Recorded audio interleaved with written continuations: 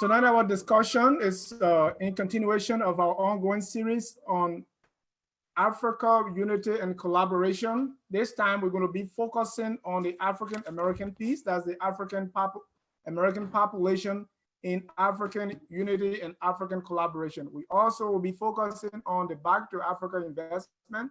Our guest is someone who knows about investing in Africa and who's also an African American millennium. We're going to be introducing her in a minute. Please invite a friend and keep tuned.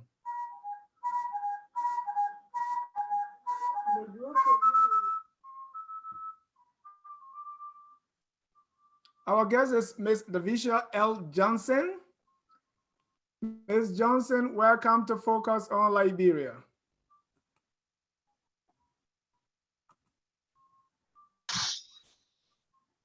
All right. Our guest is Ms. Davisha L. Johnson. Ms. Johnson, welcome to Focus on Liberia. Thank you, Dennis. I appreciate you having me, and I look forward to talking about millennials and investing in Africa. Thank you. Great. And we're so glad to have you. I want to welcome all our viewers across the globe. This is Focus on Liberia. We are concluding our series on African unity, African collaboration. And this time we want to focus mainly on the African American piece and also the Back to Ghana investment tour. Before we start, let's play our disclaimer that all views expressed here are solely the views of our guests. The opinions expressed by guests on Focus on Liberia are solely the opinions and responsibility of the original source who expressed them. They do not represent the opinions of Focus on Liberia. All right, let me tell you a little bit about our guest tonight. Ms. Davisha L. Johnson is a millennial. She's referred to as a serial entrepreneur, mother of 4 children, CEO of DL Johnson Consulting Agency, LLC. That is a US-based political consulting and brand management firm. She's a chief of staff to the Georgia State Representative, Sandra G. Scott, also the creator of the Ghana Investment Tour, which focus on small businesses and international trade with Black diaspora. Once again, Ms. Johnson, welcome to Focus on Liberia. We're so glad to have you.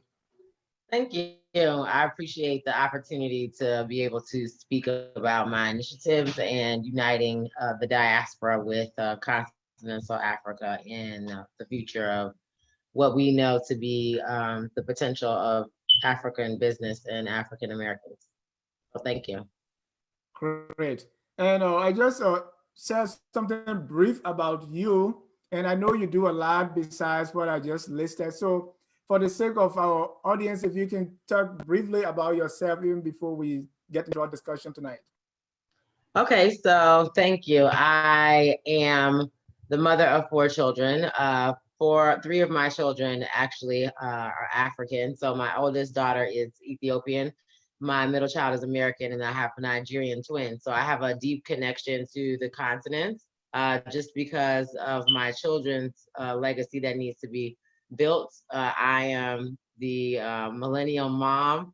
So I had my first child. I was a teenage mother, and I grew up in Canada. So there's a lot there's a lot to understand about an African American growing up in Canada and then having African children.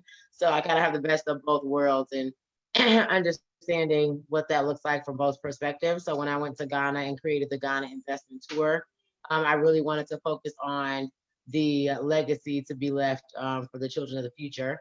And in doing so, I went there originally to do agribusiness because I do have another company called the Cooperative Executive Management Team. So we focus on Black farmers globally and allowing them to diversify and understanding the global marketplace in both directions. So that's African countries that are exporting a lot of their raw materials. There's the opportunity to export those to Black rural communities here in the United States. There's also an opportunity for Black farmers here to be able to diversify and not have to worry about tariffs and what our current president is doing that it's affecting the global marketplace, specifically the agricultural space. and giving them an opportunity to have another market to sell their products. And then I also am the global project specialist for the Global Africa Business Association, and that organization is doing very well. They focus on working with governments and municipalities in order to foster international trade in business and agriculture and all different types of areas with African Americans here in rural communities and on continent. So I have a lot going on, but most of it, if not all, focuses on Africa and building a legacy for our future. So once again, thank you for having me. Oh, wow. That is so impressive. I see you do a lot of things. Either in politics, you promote, political campaigns, you do campaigns, agriculture, now investment, business, and all that. So who are you? Oh, well, I'm just a regular person. I think because I had the opportunity to grow up in another country that wasn't that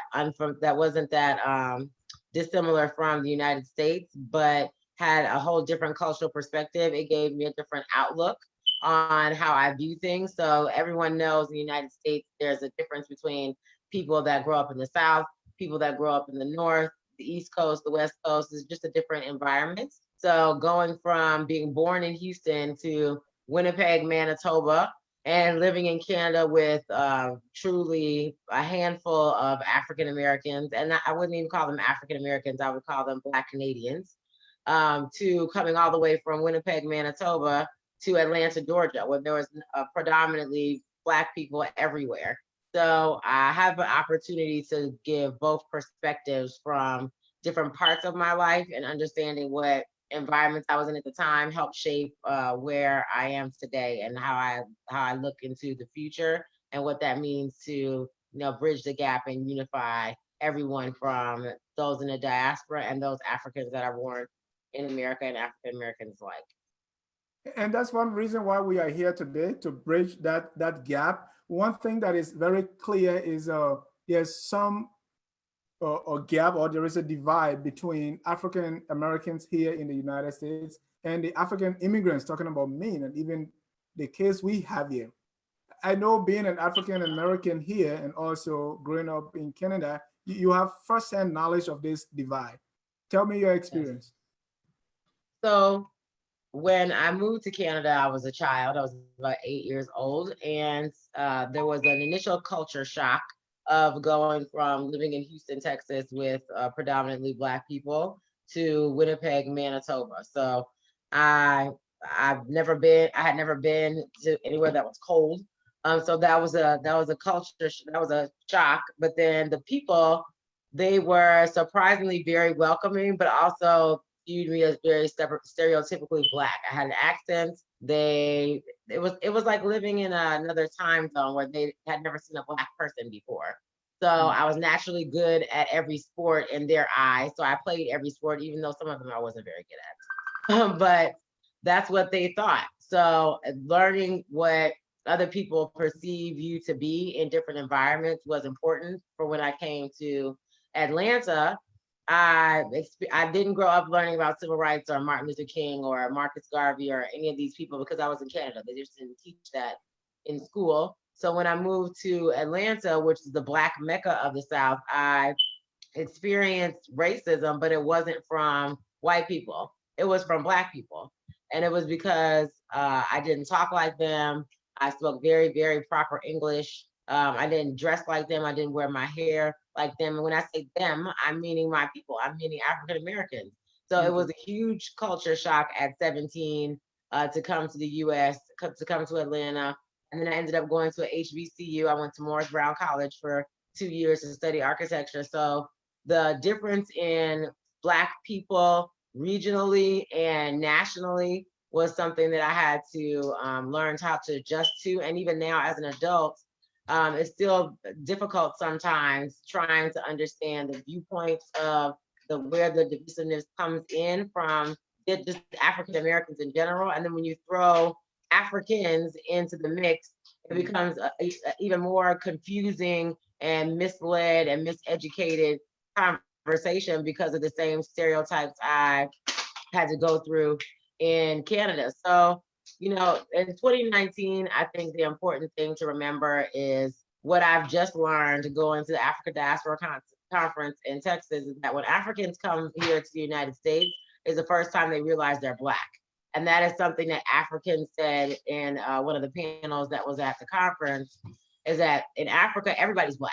So there is no identifier, everyone's the same. But when Africans come to the US, they're now seen as Black. And then they go through the same type of divisiveness that I went through. And I wouldn't call it racism because we're all Black, but I would call it, I don't know what you would call it, but they go through the same thing as I would. So there's a connection there also. And we're going to come to the African Diaspora Conference that you just attended, because one thing is you're African American. You know, what is this interest in Africa? What is driving that?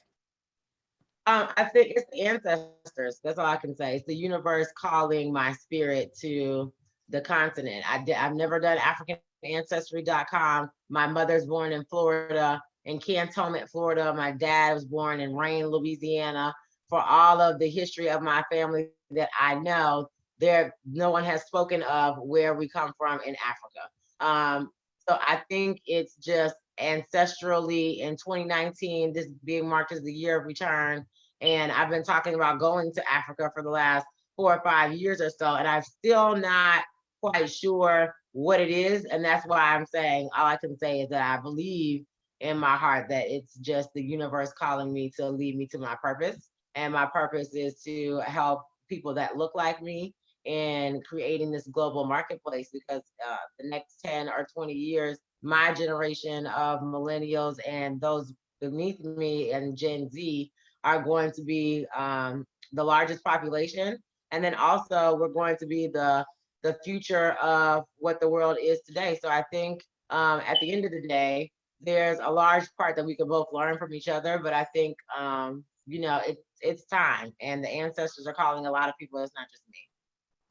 You are relatively young, you know, so what the rest of your colleagues know about Africa is you know, something that frighten you. Okay, what is that? You know, you talk about the ancestors calling you, but this is something more than that, that you will defy, you know, what the rest of the people around you know, and say, well, I'm going to Africa. And now you created this back to the Ghana investment tour. Is there anything beyond that? Who else around you is thinking the same way? Well, that's a very good question. So a lot of people in the beginning, I would say about 4 years ago, I was just talking. It was just me talking about going. I wasn't really sure where I was going to go. A lot of people in my space, because as you said, run political campaigns, were not in the headspace or just the understanding of why Africa was important. I didn't know at the time why it was so important. So there are a lot of people around me in the beginning that just didn't get it. There still are people around me now, but as I traveled to Africa earlier this year, and I went to Ghana in the beginning of this year in April, I found that a lot of people that had heard me talk about Africa and do a lot of things with African organizations in the beginning were just slowly starting to fade away. They would go off and do other things. We would, you know, not communicate as much because I was slowly talking about Africa so much that if they weren't with it, then, you know, they would go along their merry way. And then there were other people that were coming into my life that's all they talked about. So when you asked the question earlier about why do I have such an interest in Africa, I'll give you the same answer to this question as I did to the previous.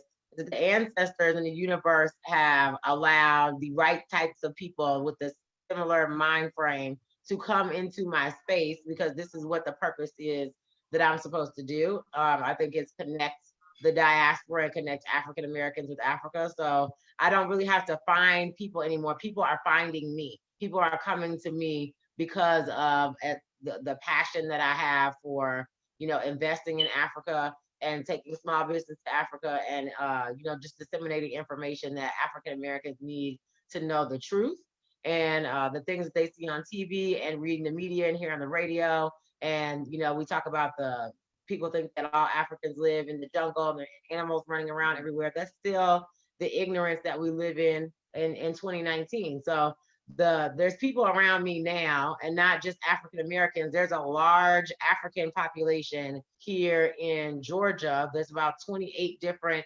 African countries that I'm personally connected to through a group we started called the Georgia Africa Connection. And those are Africans, but in corresponding with this particular group, we try to make sure that all African Americans know how many of the similarities we have with our African brothers and sisters, and they're right here in Georgia. So there's a lot of good people around me now that are similar mindsets, and we're going to take back Africa.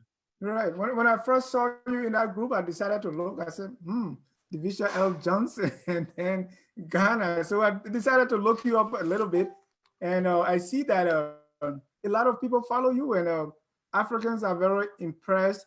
But you mentioned about ignorance. What else you think is responsible for this divide or for this gap between African Americans and also African immigrants right here in the U.S.?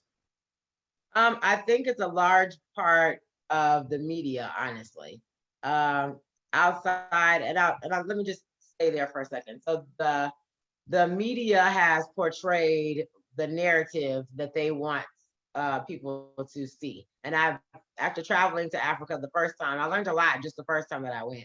I realized that the amount of people that don't look like us that have been doing business in Africa for centuries are deliberately disseminating false information so that African Americans or just melanated people in general here in the US and in the UK and other parts of the world don't know how good it is.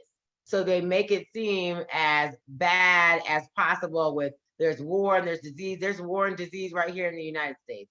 So I think the media plays a large part in the ignorance that we have as African Americans to what is actually going on continents. And then also the other way, in ignorance of Africans and what's actually happening here in the United States. So there's a want for Africans to come to the US.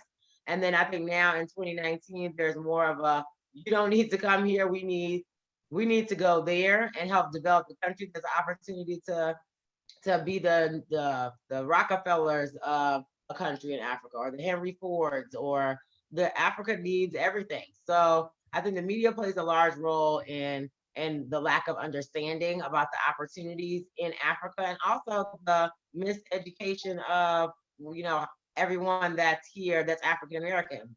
I'll give you a perfect example. So when I went to Ghana this last time, just got back less than 2 weeks ago. There's a lot of African people in Ghana, I would say specifically, that really do think that all African Americans that come there are millionaires. They think we all have, a whole bunch of money to be able to spend, and that's based off of what they see. And if all they see is the narrative of CNN and these white media outlets, and they're giving them the information that they want to share with them, and not what the real information is, I think we're going to continuously go down this cycle of furthering the divisiveness, because that's what's given to us. We have to create our own outlets, like your show, Focus on Liberia, and I appreciate you having this show and this platform so that we can get real information out to people so that they understand. And then I think the next part outside of the media is just stereotypes and traditional ways of thinking that's been passed down from generations that's hindering African Americans from even moving. So there's a old wives' tale that I keep hearing over and over again, that your grandma said in African American culture, that your grandma says, you're not supposed to let your feet leave the ground. That means you don't get on an airplane. So if you can't get on an airplane, you can't go to Africa to find out what the true riches and opportunities are, because as an African American, you won't get on a plane. There's some people here in Atlanta, Georgia, that have never left their neighborhood. There are some people here in America that have never traveled internationally, but or to Africa, but will have a passport and go to Jamaica on vacation.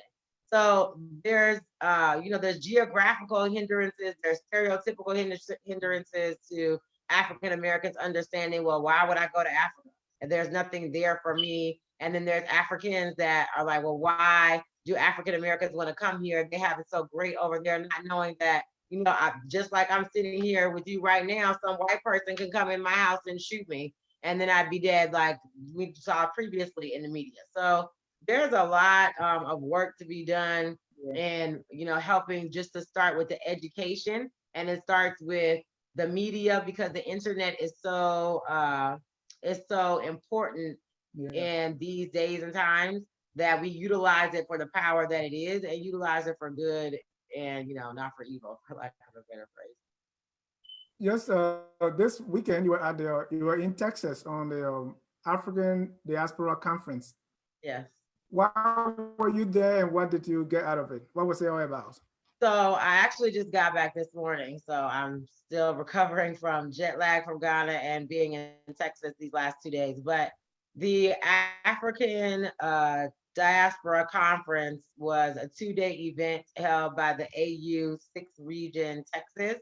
So the now former African Union Ambassador, Dr. Arikana Shambora, she has been going around the world with several different initiatives that she's been focused on, which comes from the AFCTA, the Africa Free Continental Trade Area, to bridging the gap and getting the diaspora, aka the 6th region, to understand that they have a home, and all these other cultures and nationalities of people. Jews know where their home is, the Chinese know where their home is, and she's really been taking onus on the fact that Africa drop the ball, and that there's Black people all over the world that don't understand what their home is. So this particular conference, I sat on a panel for millennials, we would call the power generation, and finding the roots of the global marketplace. So I basically spoke about the millennial generation and how important we are in shaping the future of the continent.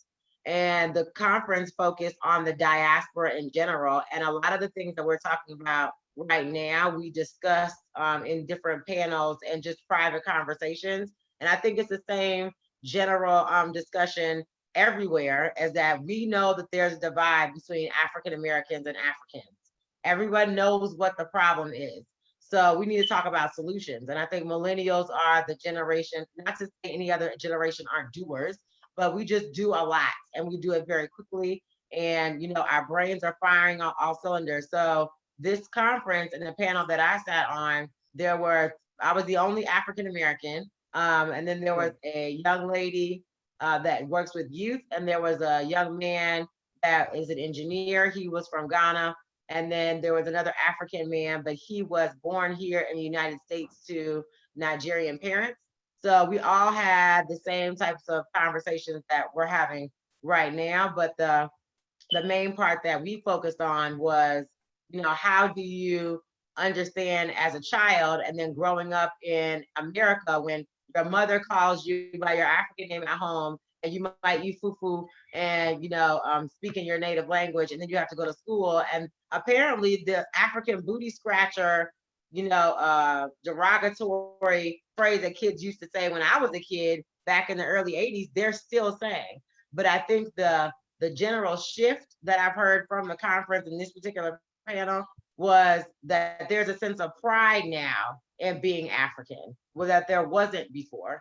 So after my particular panel spoke, there was a lot of people that came up to me in particular, because they were trying to wonder, just like you asked in the beginning of your show, what is it that's connecting you to Africa? Why are you so passionate about Africa? It's surprising to me that people still that Africans don't understand why I'm so passionate about Africa. And I don't understand at this point why there's even a misunderstanding as why that's a thing.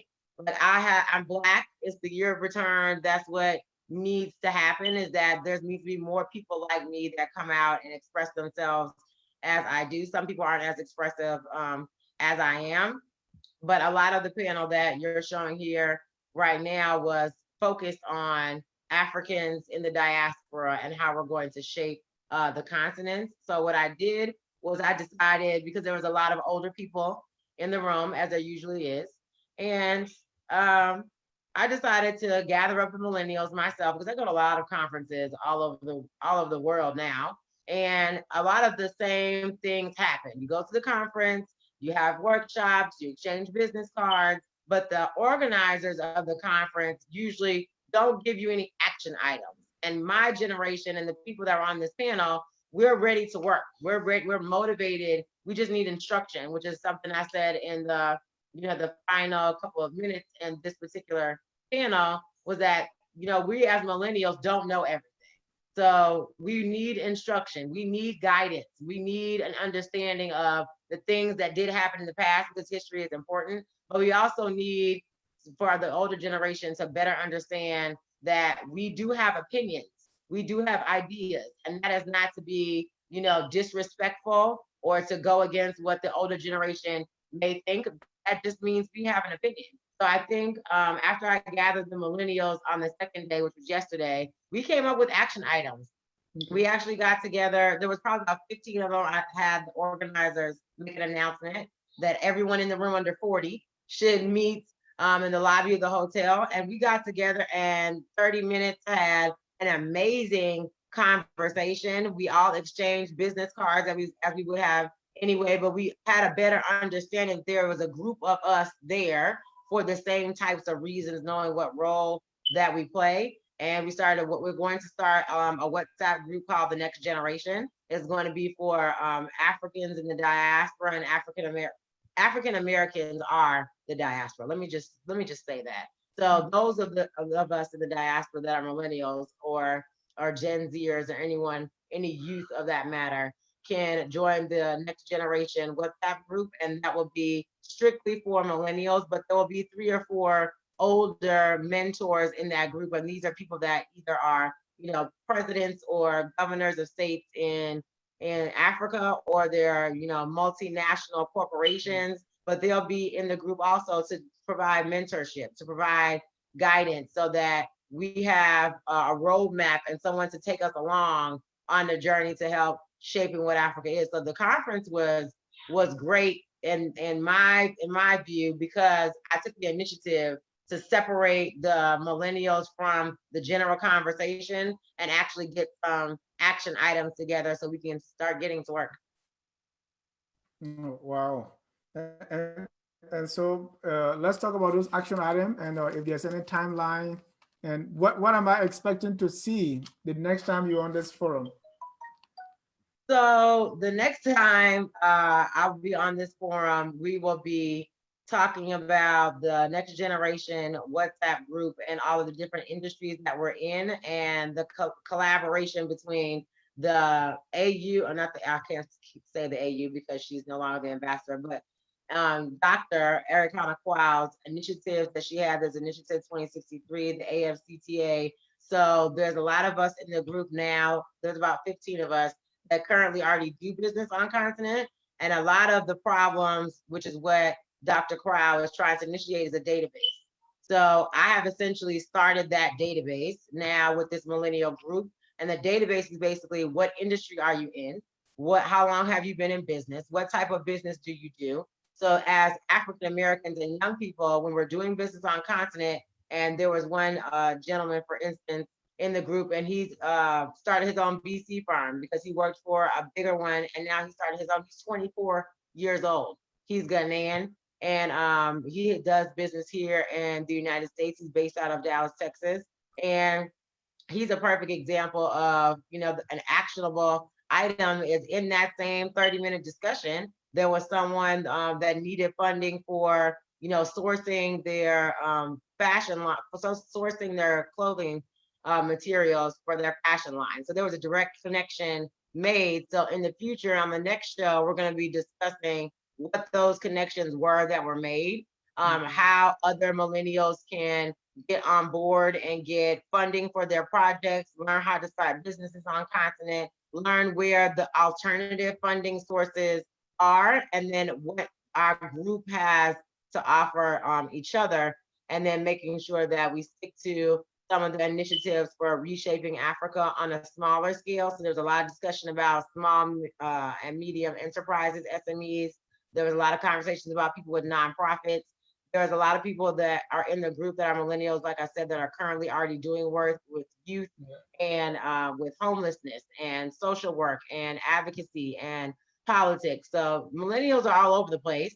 And we just got together and said, we're going to start helping each other. And those that want to come on board from the older generation and provide guidance, we're more than accepting of that guidance. But the number one action plan for the rest of this year was just to build the database, find out who it is that we have that are like minds that are in our circle, and then coming through in the new year in February, there's a week-long event scheduled called the Georgia Africa Connection, and that's going to be February 21st through the 29th, since it's a leap year, and it will bring together people from all over the world, from all different generations. So that's a major goal, and that I have in particular, since I'm the one that created this initiative, but I want it to be all inclusive, just piggybacking off of the experiences I had at this conference and the people that I met. So there's lots of work to do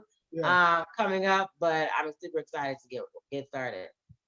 Well, ladies and gentlemen, if you're just joining us, this is Focus on Liberia. Our guest is Ms. Davisha Johnson. She's the founder of the Ghana Investment Tour. She's here with us tonight discussing African unity, African collaboration with the African American population in the mix.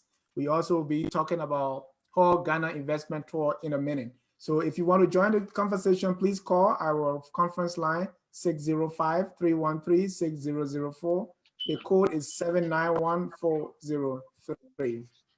I want us to turn our attention to, you also said that you are in your profile that you ran campaigns or something of that sort for some African politicians and presidents. Is that right? So there, brave. My presidents are tough. Well, my parent company, D.L. Johnson Consulting Agency, runs political campaigns, but political campaigns aren't always for candidates. Sometimes those are issue-based campaigns. And the presidents and governors of some African countries have some PR problems. So I would say Nigeria is the number one PR nightmare, in which, banking institutions think every Nigerian everywhere is a crook and a fraud. So they're not offering opportunities for people to do lending, for there to just be simple transactions. If you go to Nigeria and try to use your American debit card, they'll block it and say there's fraud.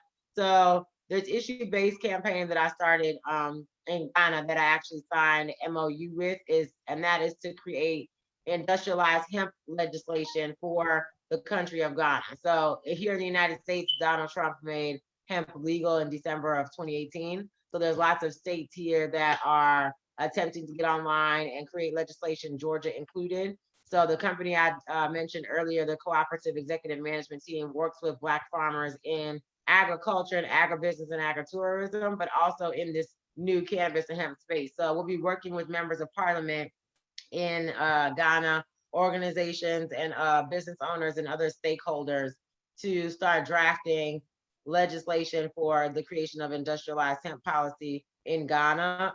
There's another young man that I work with that we have some projects going on in Senegal and Uganda and Sierra Leone, and working with government officials there and trying to increase GDP and some other issue-based campaigns around the environment and food shortages and nutrition and things with women organizations as well, because it's an election year coming up globally. So Ghana has a presidential election next year. The United States has a presidential election next year. I have a political candidate who's Ghanaian that lives here in the United States that's running for Congress in Georgia's Congressional District 4.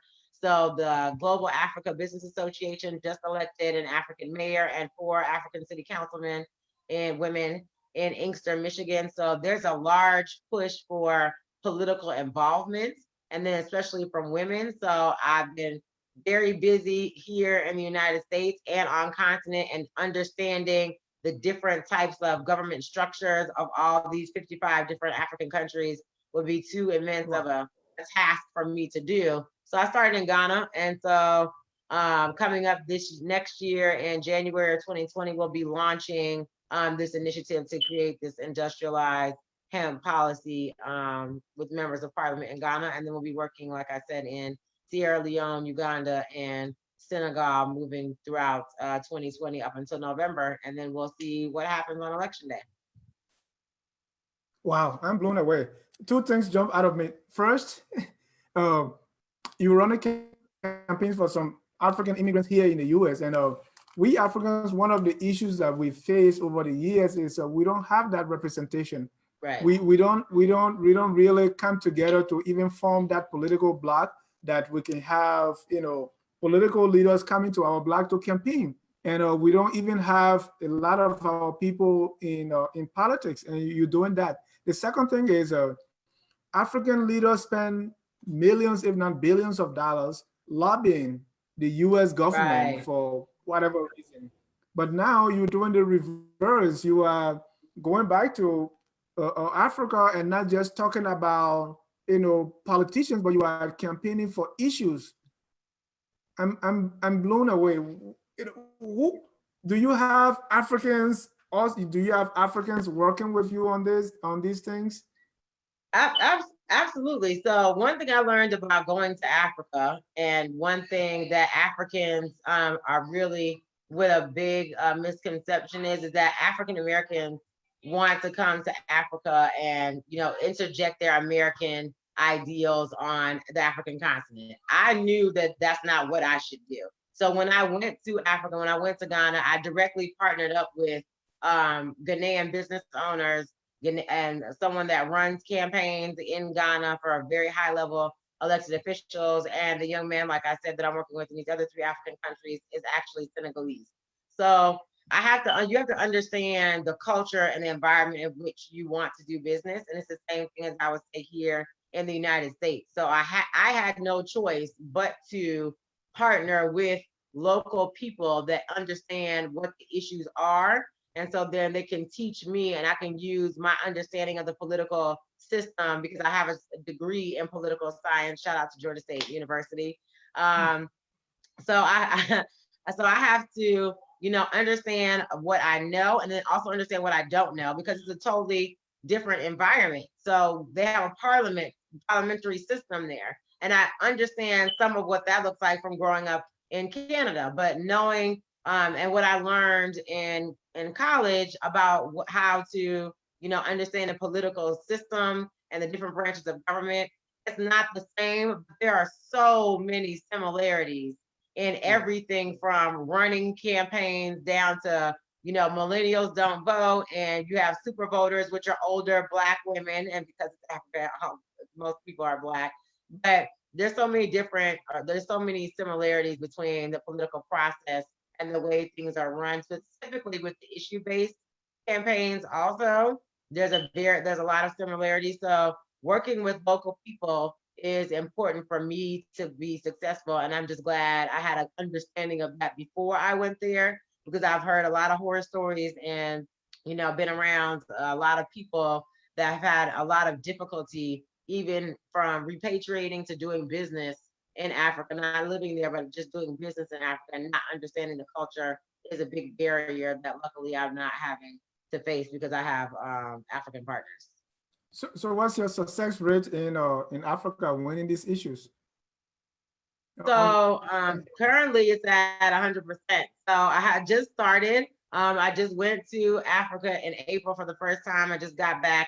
I went back again last month, and I just got back 2 weeks ago. So we're working on this new initiative for the hemp legislation. The other 2 initiatives that I worked on were successful. One was in Senegal. The other was in Nigeria.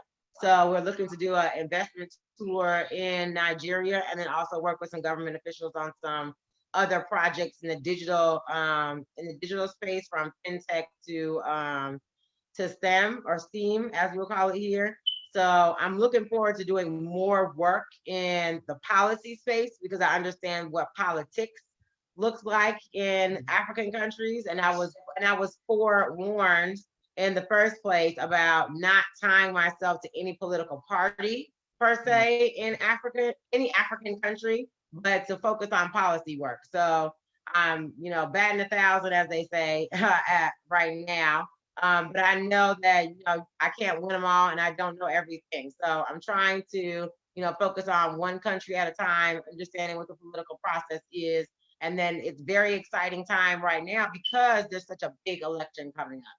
So I get an opportunity to see firsthand what that looks like on continent in the countries that I want to eventually do business in, or the ones I'm doing business in now. So I look forward to doing more work and seeing how my potential success increases. Do you make money from these things, or where the funding come from? Do I make do I make money? Yeah. Yes, I don't work for free. So that's not the no, that's not the focus. So my consulting firm basically is doing the same thing that I do here in the US, I do on continent. So because I run political campaigns here and I'm the chief of staff to Representative Sandra Scott here in Georgia, she was the vice chair of the Georgia Legislative Black Caucus.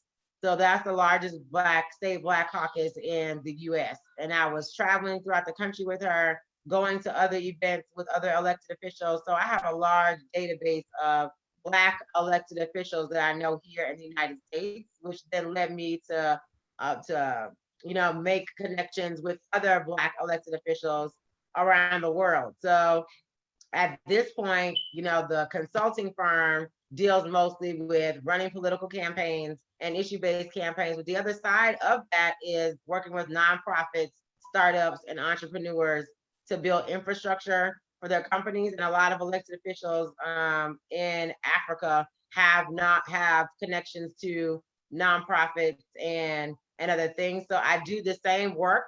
I offer the same prices because people in Africa understand what things cost. The currency exchange rate is great to do business over there, but I wouldn't be able to maneuver and sustain myself if I was not a serial entrepreneur. And I think the famous saying goes, "You need multiple streams of income." So yes, it's for the culture. Yes, I want to help my people, but I have 4 children. I need to keep a roof over their head and food in their mouth and clothes on their back. So there's opportunity and I just want to make this point.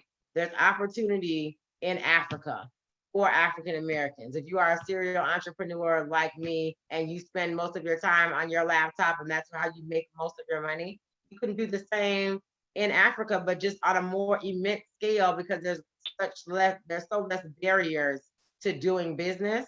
And Africa needs a lot because most countries in Africa are pre-industrialized countries.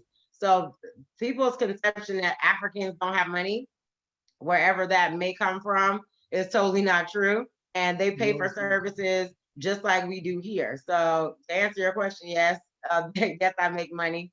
And but you have to understand that, and viewers, I'm sure you understand, but viewers need to understand that the African economy is very entrepreneurial in spirit. So if you're going to Africa to try to find a job, I wouldn't advise doing that. So if you have an entrepreneurial spirit and you are an entrepreneur or you are a small business, you can do your work and make a pretty good living over in Africa because Africans pay for services also. How do you pick your countries? Where to go?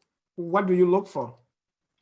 Well, at first I didn't know what I was looking for. I was literally on YouTube trying to decide which African country I was going to go to because the beginning of this was about moving to Africa, and this still is the end goal, is moving to Africa. So at first I looked at, I have 4 children, so I looked at the school systems and what that looked like in different education. I want my children to be multilingual, so I needed somewhere where I had a good grasp on the understanding of the language to know what the possibilities are there. Then I started looking at, the political environments and how stable or unstable that was. Then I started looking at the business environment.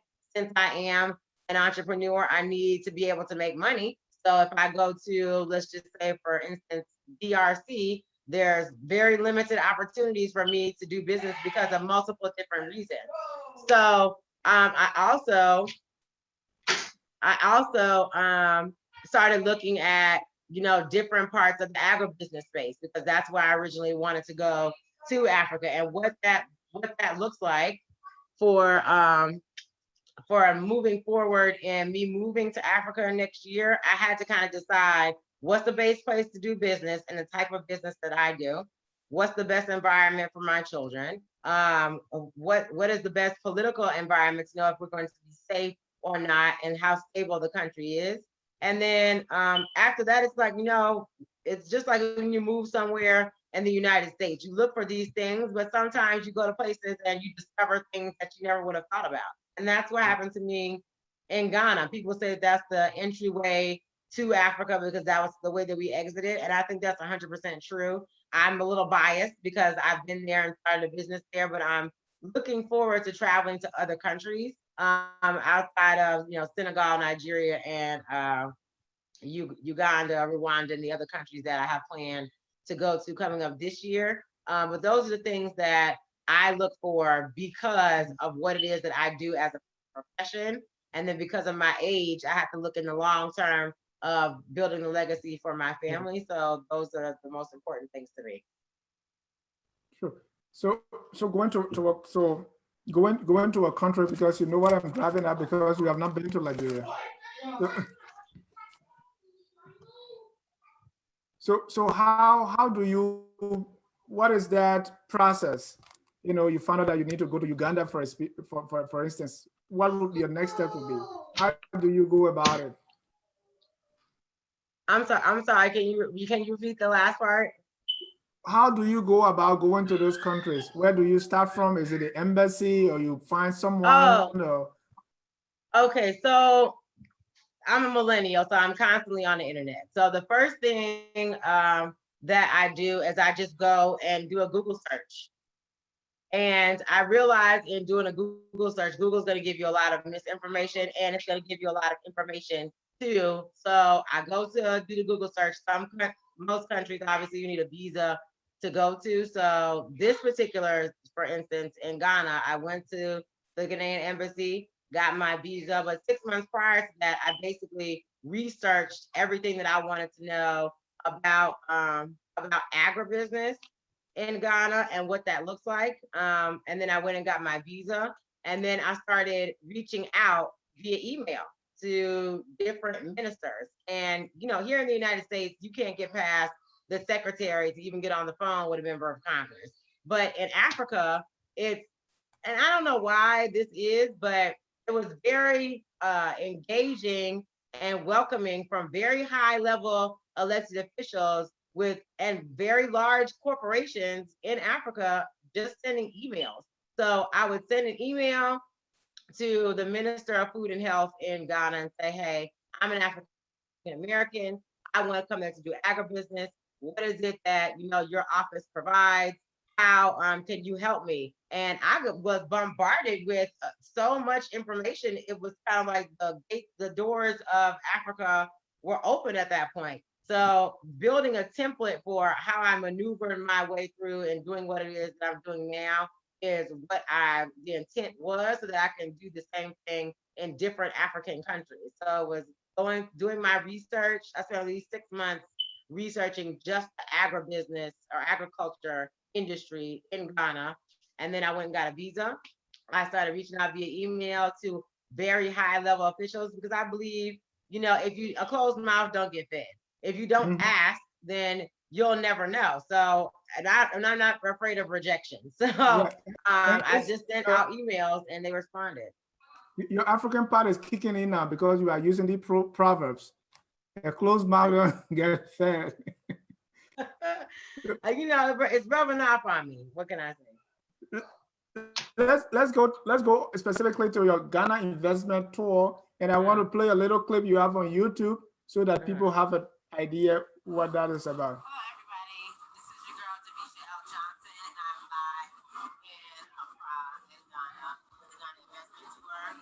This is day 9 of a 2-week period that I have been here, and I want wanted to talk to everybody about the experience that I've had on the investment tour as being the president and founder, and now the last day the investor left yesterday evening, and I'm leaving tomorrow evening. I snuck an extra day in, and nobody knows about it, tell anybody. So what I want to ask you about is my experience on my own tour. So there was a lot of bumps and changes and situations that happened, but I want to let people know that it was the best experience I could have ever had. I tried to do a lot and I completed a lot, and it was very successful, and that's how I know this is where I need to be, and that's why I'm bringing it to you so that all of you know where it needs to be as well. This is my second time in Ghana, but I've gone now. I'm speaking more like a local. I know some of the language. I think that reflected well in what I put together. So I just want to let everybody know about the Ghana Investment Tour that is available for any budget. It is an opportunity for people to see everything that's going on in Ghana and what you can accomplish, all the different opportunities. So I want to make sure everybody knows that you can go to www.ghanainvestmenttour.com and sign up as an affiliate and put your project on the Ghana Investment Tour, or you can sign up to be an investor and come on the tour. We leave from the United States 3 times a year, once in October, once in July, and once in March. So if you would like to be part of the Ghana Investment Tour as an investor or as a project owner, you can do so. So we had a great time. We had, let me look at y'all. Wow. So that's your Ghana investment tour. Yes, yes. It was more than I could have ever dreamed. So I created the tour on the 12-hour flight back from Ghana in April, and the Before tour you is go 3 into times. that, before you go into that, Davisha, I want to say Akwaba. Madasi. Etisen. Hey, yeah. Okay, cool. You say. You know, I have to thank the people that I work with in Ghana now for the tour, because they really just made the whole experience more than what I could have imagined, in a good way and in a bad way. So I got to, you know, experience the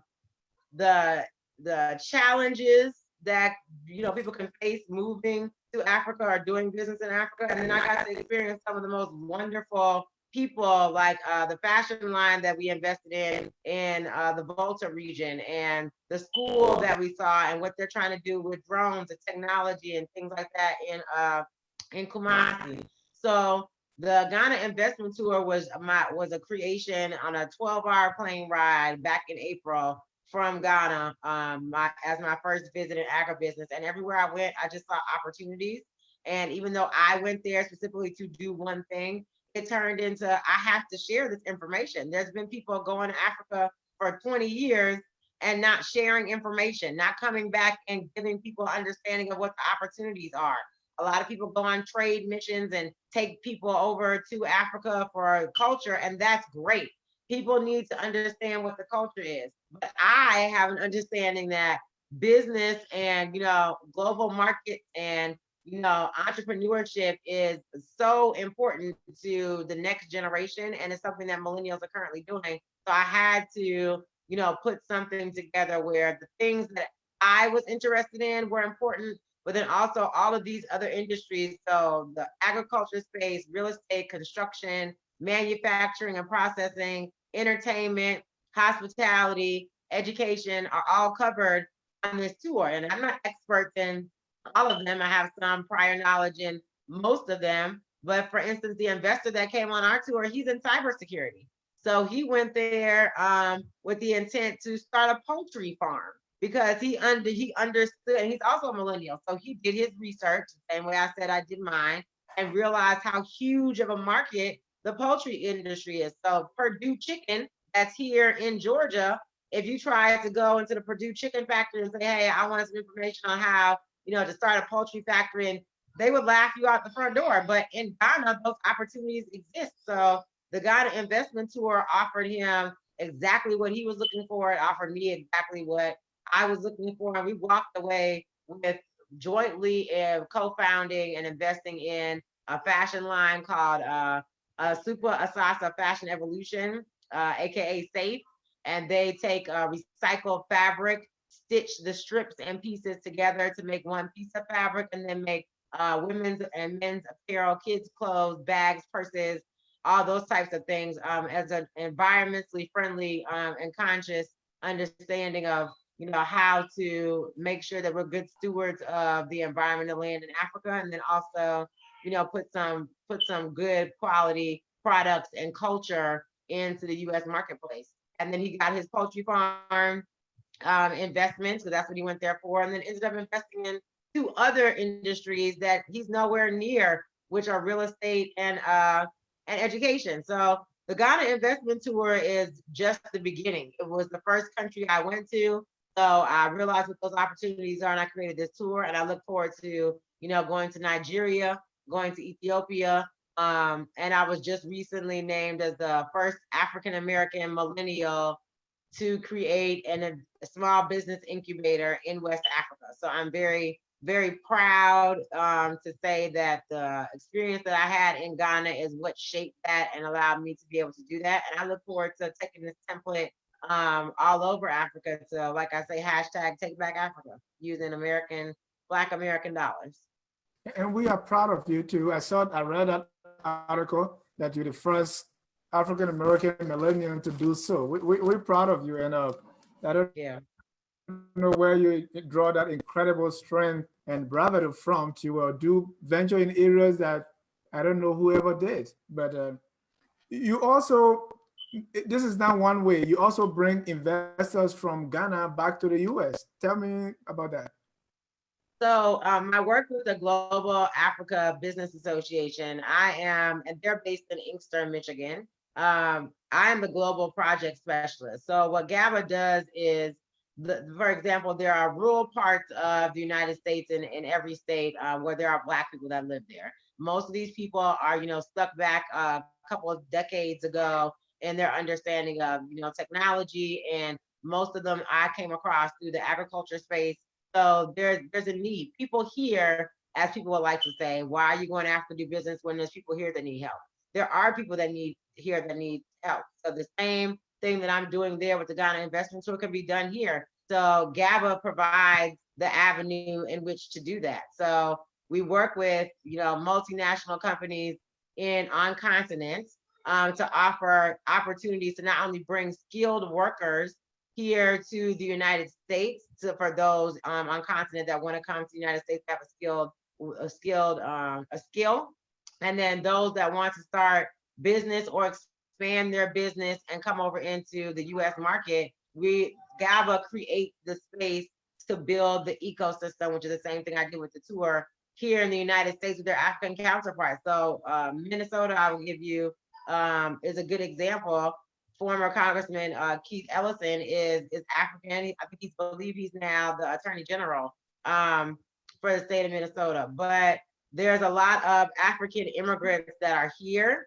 They understand what the U.S. market looks like, what the U.S. market job market looks like. But there's a lot of African Americans here that are still in the slave mentality and the mindset that the white man's going to help get them out of something, or there's a need to always work towards trying to be like them. So GABA tries to utilize African investment, not only in Africans in the diaspora, which includes African Americans, but rebuilding cities, rebuilding communities. In Inkster, Michigan, they're building a new library. They started with a cultural arts center, and then he got on the downtown. The president Akindele got on the advisory, the Downtown Development Authority, and now they have built a new library, and now they have elected, like I said, 4 city council members and a new mayor. And this is all through one organization that was started 5 years ago with an understanding that we need to help ourselves. And that's the same thing that Dr. Arikana Kwao is championing right now, is that Africans on continent don't need aid. We can help ourselves, meaning all Africans in the diaspora and Africans on continent. We just need to organize, unify ourselves, And it's going to start with every level of demographic, from every age to every skilled trade to every industry. We have enough skilled, intelligent, just brilliant Black people all over the world, and there's no reason why we shouldn't be doing business together. And whether that be, African foreign investment in places like Inkster, Michigan, or places like, Tuskegee, Alabama, or New York City, there's African people all over the world. So we just need to make sure that we understand that we are here for each other and we all have skills. We just need to organize ourselves and get together. And the first thing to do that was creating these databases. And I'm just proud that I was able to be given the opportunity to do that in the setting at the Africa Diaspora Conference recently, and start moving towards helping GABA reach more initiatives for the future, and taking that template to different parts of the United States and different cities to build this Black ecosystem. That's a keyword, Black ecosystem. Yes. Well, because you do a lot of things, so we cover a lot of ground, but I still think that there are other things that we did not cover. Can you, if you don't mind, you can mention some of those things as we conclude. So I just wanted to mention, I kind of briefly touched on it, but there is a large event happening next year in February called the Georgia Africa Connection. And there's actually the leader that helped me put this together. His name is Shagan. He's a Nigerian American, and he's the national president of the Nigerian American Public Affairs Committee. And we got together back, I think it was December of 2018, and created this Georgia Africa Connection. So if people know what the CBC is, it's a Congressional Black Caucus Foundation. We have an annual legislative conference for about a week. So this would be like the African CBC. It's gonna happen here in Atlanta, 24th of February through the 29th. And it's basically the same thing that you just asked me in the previous question about, bringing foreign investment from Africa here. It's focusing on Georgia and why African countries, why African businesses should do business in Africa, should do business in Georgia. And then focusing on showing Africans on continent what Georgia has to offer and why you should do business here. And then that database then gets created again by bringing these people in the same space together is the goal to move forward in that effort. And then next weekend, I will be starting a lecture series with my new partner, Carlos Frazier, with Integrated Worldwide Innovations. And we'll be doing a lecture series on cannabis and hemp. So the 16th, we will be at the Speakeasy on Forsyth Street from 7 to 9. It's a 2-hour lecture series. It's you can buy tickets on Eventbrite. It's $85, and we go through the whole gamut of the history of cannabis and hemp, what the education behind what it does to your body and how it can be helpful, and then we get into investment opportunities and understanding the different levels of the marketplace. Then we get into policy and legislation and how that's being crafted throughout the United States because of President Trump making hemp legal in December of 2018. So the next following day, we'll be having, it's a 4-part series. So we'll be having that same lecture, 2-hour lecture the next day on the 17th. And both of those can be found on Eventbrite. It's called Agribusiness and Culture, if you want to look that up. And then also on the 16th as well, the Nigerian American Public Affairs Committee is having an open house. So a lot of these people that I'm talking about of like minds will be together in one space. And I can send you the information on that, but I believe that is on the south side off of Riverdale Road. And the Nigerian American Public Affairs Committee is basically getting people together to, understand what NAPAC is, what it is they do, and things of that nature. And then on the 17th, again, on the 17th, my candidate, Elaine Mankwa Neatman, who is Ghanaian and running for Congress in Georgia's 4th Congressional District, which is a small part of South Gwinnett, all of DeKalb County, all of Newton County, all of Rockdale County, will be having her campaign launch at Ike's Caribbean Restaurant from 2 to 4. So I'll be doing that. And then, I'm looking forward to going back for the March tour for the Ghana Investment Tour and, working with GABA coming forward and, getting these action items started for working with this group of millennials that I met at the diaspora conference. I believe that's it. There might be something else that I'm leaving out, but those are, you know, what's coming down the pipeline in the next couple months towards the end of the year. You're busy. I'm seeing the comments here. A lot of our viewers are impressed with what you're doing. They're very interested. If any of them want to be part of it, they want to contact you or they want to reach out to you or get involved, what do they do? So all of my, this is going to sound very crass, but all of my information is on the internet. So my phone number is on the internet, my email address, but the website that you can go to for the Ghana Investment Tour is GhanaInvestmentTour.com. If you are interested in the agribusiness space or the cannabis space or the hemp space, in any level of that, you can go to COOP executives.com. That's coopexecutives.com. You can Google Davisha L. Johnson, is Davisha L. Johnson, and go to my LinkedIn, my Facebook.